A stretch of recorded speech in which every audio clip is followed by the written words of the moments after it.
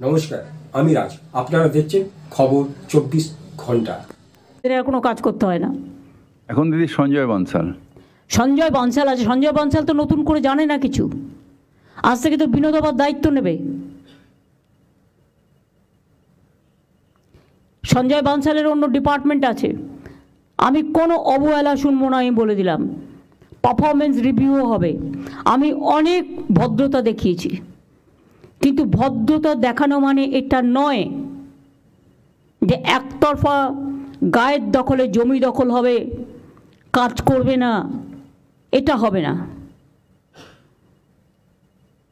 হাওড়াতেও SDO আছে, নদিয়াতেও Cooper's camp SDO Ranaghat আছে, পূর্ব Medinipur হলদিয়াতেও SDO হলদিয়া আছে। তারা দেখে না কেন? কেন দেখে না? তাদের they have to take the responsibility. এদের কাছে শোকজ করো, ক্লারিফিকেশন চাও।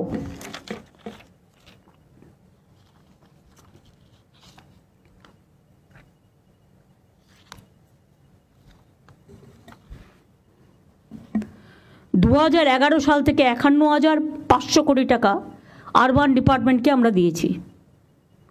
যা চেয়েছেন সব দেয়া হয়েছে, অথচ দায় হবে সরকারের, মানুষ পরিষেবা পাবে না। এটা আমি মেনে নিতে পারছি না।